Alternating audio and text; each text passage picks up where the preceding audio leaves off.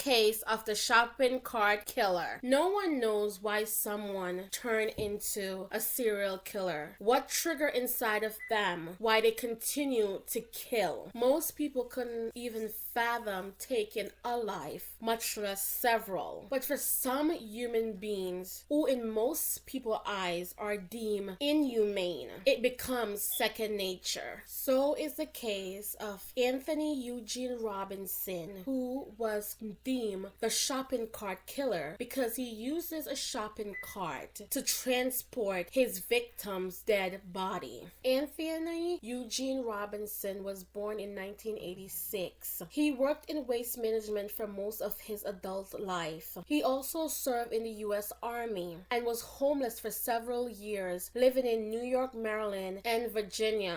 One of Anthony Robinson's first suspected victims was Sky Allen, his fiancée, who was 30 years old at the time of her death in 2018. Her first suspected cause of death was cardiac arrhythmia, but Allen's mother never believed that was true. Allen's mother had gone into her room believing her to be awake and found her barely breathing. After her death, Allen's mother confronted Anthony Robinson, who was disliked among many of Allen's family members, and asked him if he had killed her daughter. He denied any part in her death, but Allen's mother stated she still believed that Robinson had something to do with it. Similar to his victims, Robinson met Allen on a dating site. As of 2024, the case is still ongoing. Robinson's next victim was 29-year-old Cheyenne Brown. She was reported missing September 30th, 2021, and last seen entering a Metro bus. She had a 7-year-old son and was pregnant at the time of her disappearance. Her family went on live television to spread the awareness. Brown's cousin Jonathan Willis confirmed seeing Robinson in her house with Brown 10 days before she went missing, in which Willis forced him out. Robinson came back a day later and was kicked out once more. Like Redmond and Smith, Brown's remains were found near a hotel, the Moon Inn Hotel, some 130 miles from Howard Johnson Motel. Her body was placed with another victim, Stephanie Harrison, in a container next to a shopping cart. Both women's bodies were so decomposed that they could only recognize Brown by a tattoo. Police found data that she had been communicating with Anthony Robinson on a dating app days before she was murdered. Video footage showed that she and Robinson were at the same metro station and that she was staying at the Moon Inn Hotel the same time as Robinson. Her cause of death is unknown. Around this time, police was beginning to become very suspicious. They were on to something, but just didn't know who they were after. It took a long investigation and talking to other family members in order for them to get a lead on just who was behind these women murders. On October 24, 2029, the night before her murder, Allen Elizabeth Redmond, 54, had told her family she was going to a football game with a friend by the name of Anthony, whom her daughter had never heard of before. Her remains were found with her hands bound in an undeveloped lot in Harrisonburg, Virginia, near the Howard Johnson Motel. The cause of death is disputed. One source stated blunt force trauma, while others suspect asphyxiation due to a cord being tied around Redmond's neck. On November 19, 2021, Tonita Smith went missing. The last location extracted from her phone data was deemed to be at the Howard Johnson Hotel, also in Harrisburg. Her body was found 15 feet away from Elizabeth Redmond's body on November 25th. Although it was confirmed that the two women had been murdered on separate occasions, her cause of death, like Redmond, is disputed. Stephanie Harris, 48, had been visiting D.C. from Redding, California. She was staying at the Moon Inn Hotel concurrently but unconnected to Robinson. It is suspected that they met spontaneously while staying at the hotel. Her remains were found in a container with Cheyenne Brown on December 15 after Robinson's arrest. deaths. Her body was in so late a stage of decomposition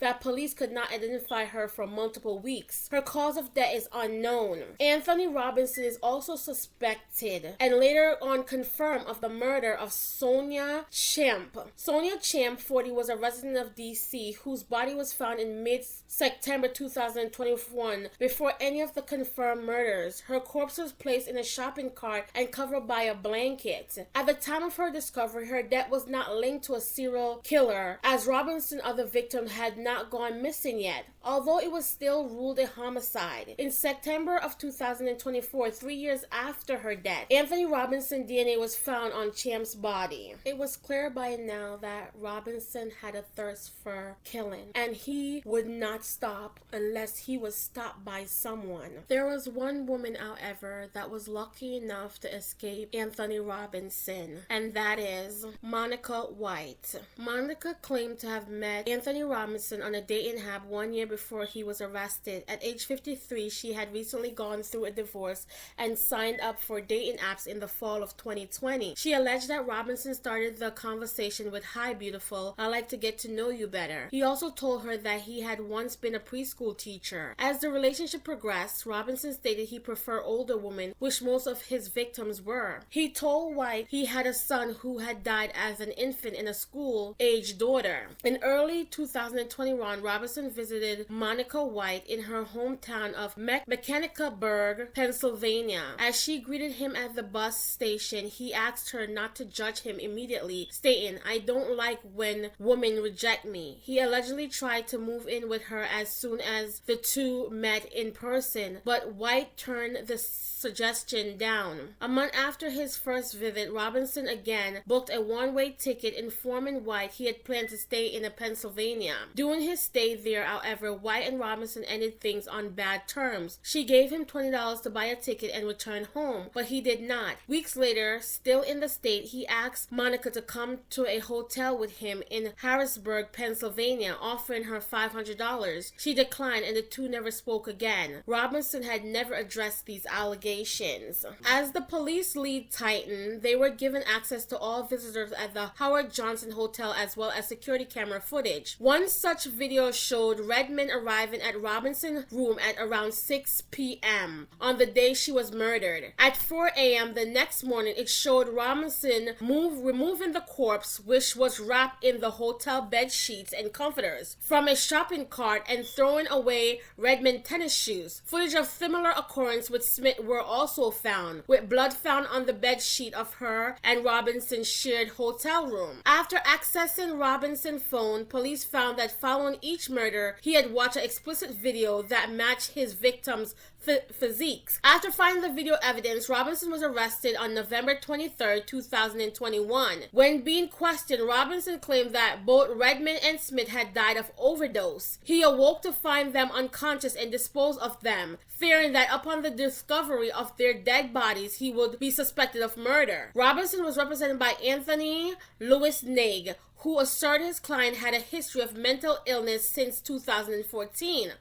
Although pleading not guilty, he was charged in September 2022 with 2 counts of first-degree murder, 2 counts of concealing dead bodies, and 1 count of aggravated murder. He was charged with one more 2 months later with another count of aggravated murder of multiple people. During the court hearing, Robinson did not speak and held a stern look on his face. As of 2024, Robinson is awaiting trial in Rockingham Harrisonburg Regional Jail without bail. I am so saddened for these women's family and the children that they left behind and all the pain that Anthony Johnson has put them through because of his evil and monstrous ways, knowing that their life too also count regardless of their circumstances or economical position in life. And they were counted and they were respected as human beings, and so their murders were solved. They are someone too, and they were someone's child, mother, sister, friend, and confidant. May they forever sleep easy. Until next time on the Meaningful Talk Crime Doc, don't forget to like, share, and subscribe, and I'll catch up with you guys later in the comment section.